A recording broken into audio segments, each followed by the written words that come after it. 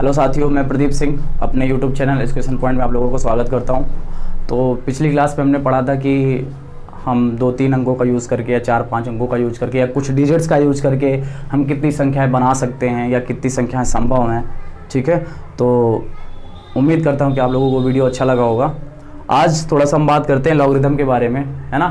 तो लॉगरिदम जो होता है कि वो लघुगणक होता है, उसे हिंदी में बोलते हैं लॉगरिदम को। तो उसके बारे में आप लोग जानते भी होंगे, तो हल्का फुल्का मैं डिफाइन करने की कोशिश करता हूँ कि लॉगरिदम होता क्या है। ठीक है, लॉगरिदम को बोलते हैं लघुगणक। तो मैं बस छोटी सी डेफिनेशंस को डिफाइन करने की कोशिश करता हूँ कि अगर मेरा कोई नंबर है, ठीक है, 2 है, 2 की पावर 4 है, तो अगर 2 की पावर 4 को हम करेंगे, सॉल्व करेंगे, सिंप्लीफाई करेंगे तो कितना आएगा, 16 आएगा। ठीक है, तो अगर इसकी बात करूं तो ये जो 2 है यहाँ पर, ये है आपका बेस, एंड यहाँ पर ये 4 आपका जो है, ये क्या है आपका पावर है। तो अब यहाँ पर ये 2 की पावर 4 है और ये 16, ये जो फॉर्म है इसको हम बोलते हैं एक्सपोनेंस फॉर्म।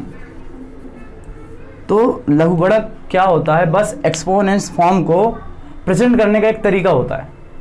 तो अगर मैं यहाँ पर बात करूँ इसमें लॉगरिदम, अगर मैं लॉग का यूज़ करता हूँ तो यहाँ पे मैं लॉग कर दूंगा।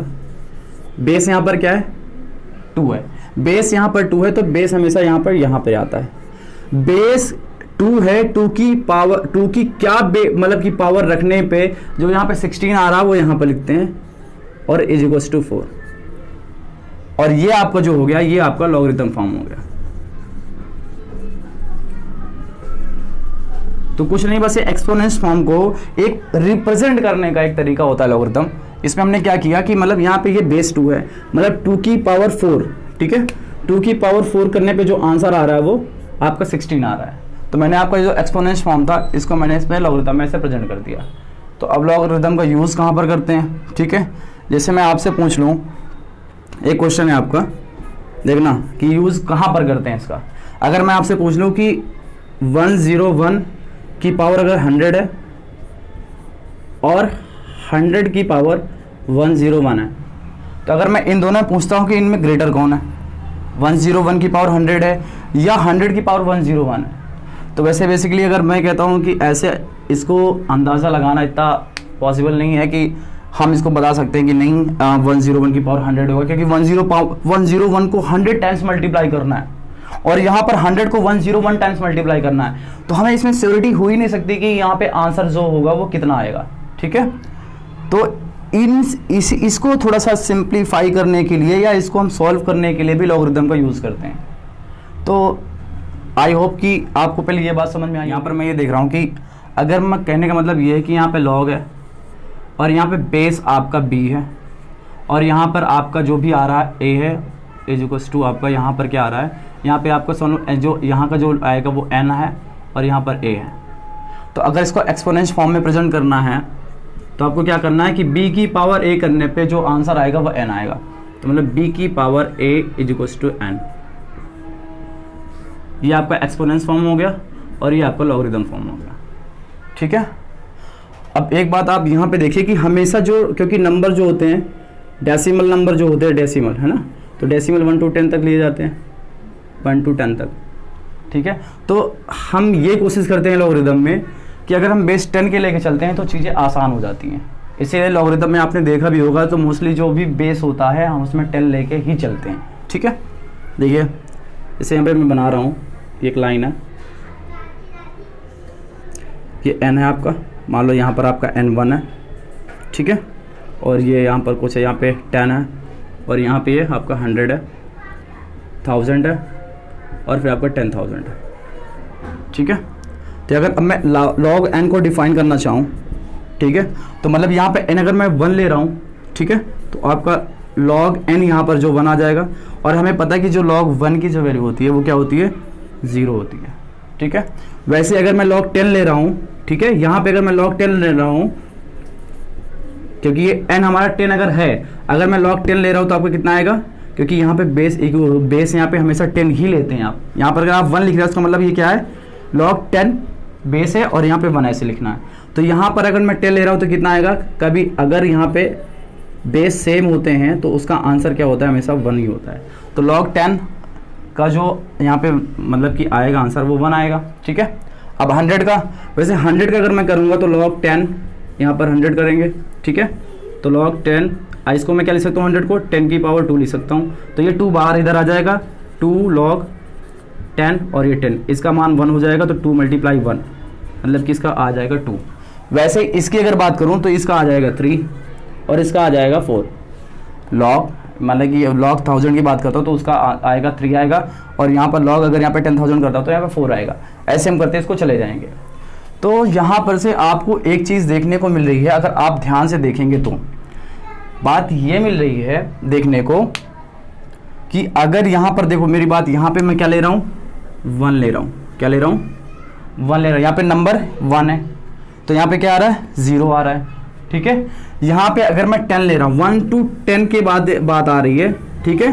तो ये 0 पॉइंट कुछ यहाँ पे मान आएगा। अब यहाँ पे 10 के बाद देखो क्या आया, 10 का क्या आया 1, और 100 का यहाँ पे मान क्या आया, यहाँ पे 2 आया।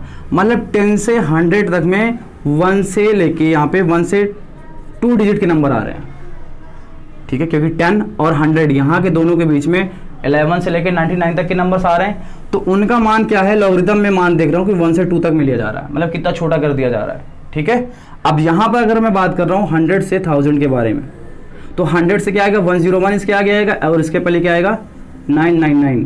तो 101 से लेके 999 मतलब 3 डिजिट्स के जो नंबर हैं उनका जो आंसर आएगा लॉगरिथम में वो यहाँ पर 2 और 3 के सिर्फ फॉर्म में आ जाएगा। कितना ज़्यादा छोटा कर दिया गया, ठीक है। तो मेरी बात अगर आप समझ पा रहे हैं तो आप यहाँ पर एक बात और देखिएगा, ठीक है। अगर मैं यहाँ पर कहता हूँ आपको कि log 10 बताइए, तो आप कहेंगे log 10 का मान यहाँ पे 1 हो गया, क्लियर है। मैं अगर कह दूँ आप log 12 का मान बताओ, तो हमें पता है कि 10 का मान 1 होता है और log 100 का मान यहाँ पे 2 होता है। तो ये जो 12 होगा ये 1 पॉइंट कुछ 1 पॉइंट समथिंग के आसपास ही होगा, क्लियर है। मतलब 1 और 2 के बीच में ही ये नंबर कहीं पर एग्जिस्ट करेगा, ठीक है।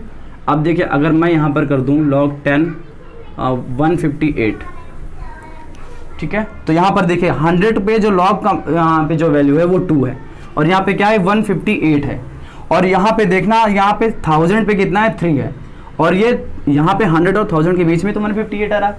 इसका मतलब ये हुआ कि ये log 100 2 के मान से ज़्यादा होगा, 2 पॉइंट ये कुछ होगा, क्लियर है।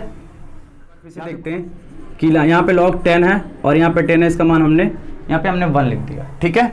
अब यहाँ पर आप देखिएगा log यहाँ पे 10 बेस तो रहेगा ही, यहाँ पे अगर मैं 15 रख दूँ तो इसका मान वहाँ पे हमने जब देखा था यहाँ पे नंबर लाइन पे कि यहाँ पे 1 था, यहाँ पे 2 था, है ना, और यहाँ पे 3 था, यहाँ पे 4 था, यहाँ पे 5 था, ये log के मान थे, है ना, log n थे। और यहाँ पे नंबर पहले क्या था, यहाँ पे मैं क्या ले रहा हूँ, यहाँ पे अगर मैं यहाँ पे क्या ले रहा हूँ बेटा, यहाँ पे 0 से था, क्योंकि अगर 0 पर ले रहा हूँ तो यहाँ पे 1, log 1 का मान 0 होता है। फिर यहाँ पर क्या था 10 आया था, यहाँ पे क्या आया था 100 आया था, 1000 10,000 और ये आगा 1 लाख हो जाएगा। तो यहाँ पर आपने देखा होगा कि यहाँ पे जो 15 है वो क्या होगा 10 और 100 के बीच में आएगा। इसका मतलब वो जो नंबर होगा वो क्या होगा 1 पॉइंट कुछ होगा, उसकी जो वैल्यू होगी अगर लॉगरिथम में बात करूँ तो 1 पॉइंट कुछ होगी, ऐसे करके, ठीक है। अगर मैं बात करता हूँ log बेस 10 की, यहाँ पे 250 कर देता हूँ, तो यहाँ पर ये होगा ये 100 के ऊपर और 1000 के बीच में कहीं पर ये नंबर एग्जिस्ट करेगा। तो अगर log में इसका मान देखता हूँ तो 100 के ऊपर मतलब 2 और 1000 में 3 हो रहा है, तो 2 पॉइंट कुछ के आसपास इसका लॉगरिथम में मान आएगा, क्लियर है बात। अब और आगे देख लेते हैं log 10, यहाँ पे मैं लिख दूंगा आपको अगर कि 4525 लिख रहा हूँ, ठीक है। तो यहाँ पर अगर आप ध्यान से देखोगे तो ये जो नंबर है, ये जो नंबर है नंबर लाइन पे, इस नंबर लाइन पे ये 1000 और 10,000 के बीच में कहीं पर एग्जिस्ट करेगा।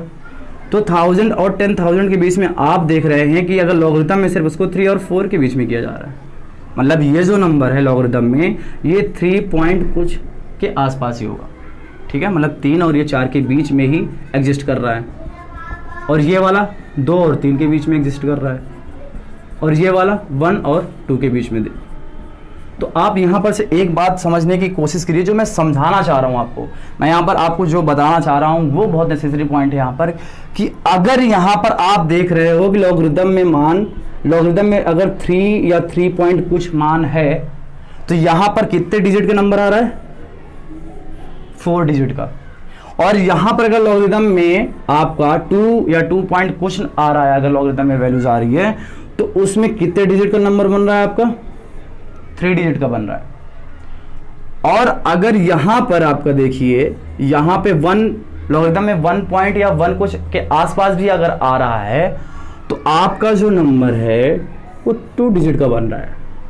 तो यहां से एक बहुत ज्यादा अच्छी चीज मिलने आपको समझने में आ रही है कि अगर मैं आपसे कहूं कि जो भी अगर लॉगरिदम में कोई आपको दे दूं, अगर आपको मान कि लॉगरिदम में उसका मान ये है, तो उसमें कितने डिजिट होंगे, तो आपको यहां से एक बात समझ में आ रही है कि जो भी लॉगरिदम में मान होगा उसमें 1 जोड़ दो, उतने ही नंबर की डिजिट होगी, उतने ही डिजिट होंगे उस नंबर पे। देखो यहाँ पे अगर 3 है तो इसमें 1 जोड़ दो, कितना हो जाएगा? 4।